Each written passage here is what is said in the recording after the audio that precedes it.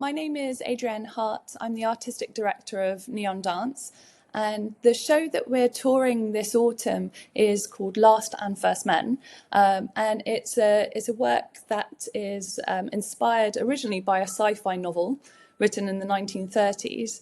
And a brilliant composer and filmmaker called Jóhann Jóhannsson created a film and a beautiful piece of music in 2020 that we've had permission to take and create a live work with three beautiful dance artists.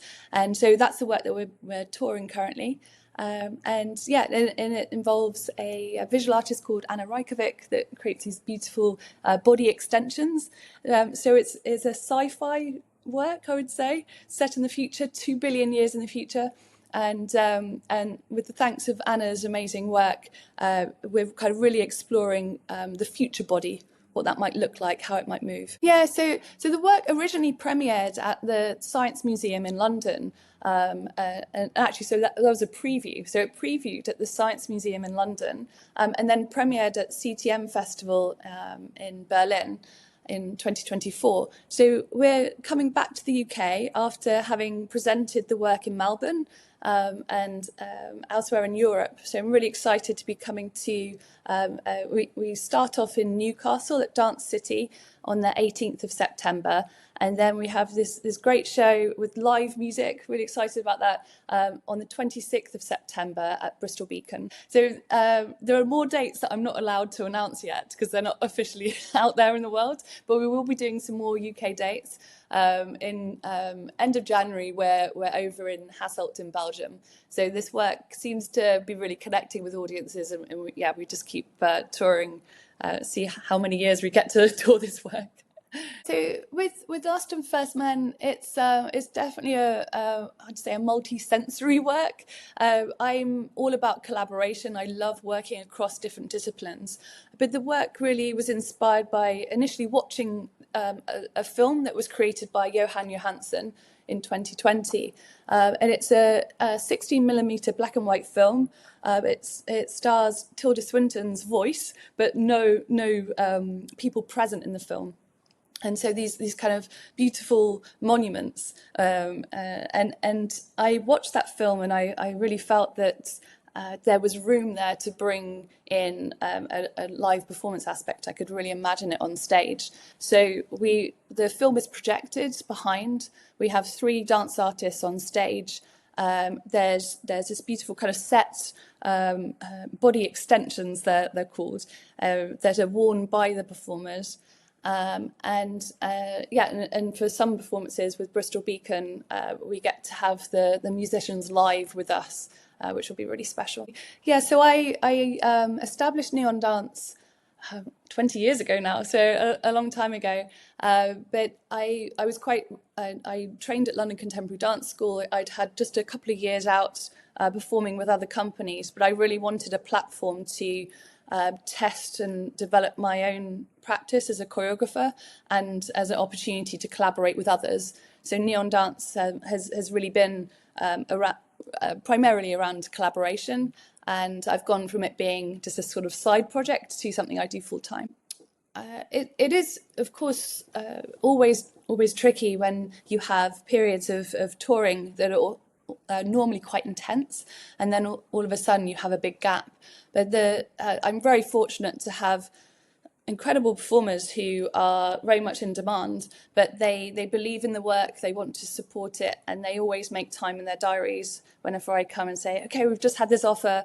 Like, for example, we just went to Melbourne, and it was a one-off opportunity, but we'd never had the opportunity to present work in Australia before, and they all made it happen. So I was so happy to do that and to present the work in a completely different context. Yeah, so my mum took me to dance classes aged 3. I think a lot of people have a similar story. I was really shy, and so she thought it would be a good opportunity for me to get to know other little people and to express myself. And I never really stopped dancing. So I would say dancing is really kind of part of my DNA, and it just made sense. And I grew up in Swindon, and I was very fortunate to be very close by to Swindon Dance, and they're a great centre for developing young people who are interested in pursuing a career in dance. So from a very young age, I was able to for example, as a youth dancer, I got to work with Wayne McGregor. So, I got to work with a lot of amazing, really inspiring choreographers, and it enabled me to kind of imagine a career path in that world. And there were lots of different dance classes available.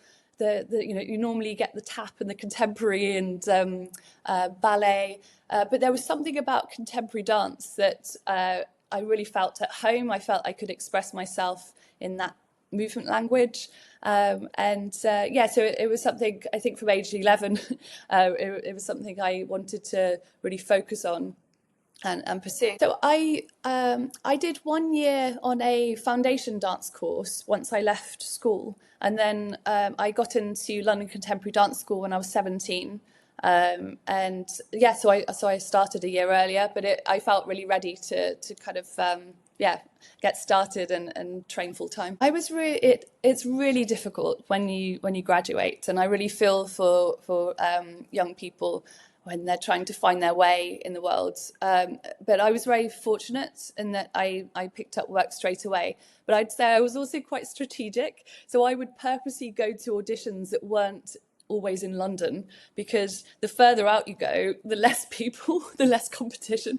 So one of my first jobs was up in Scotland, and that was a great experience, and actually really inspired what I do today. I'd give that piece of advice for other young people. I think going from graduating from London Contemporary Dance School to trying to find enough work so that this could be my full-time occupation, it's absolutely a difficult one. There's lots of ups and downs. You get, I certainly remember some years where you feel like you're really building momentum, and then all of a sudden there's nothing for 6 months, and you find yourself selling toothbrushes in Boots or something. But I was always really determined to keep going.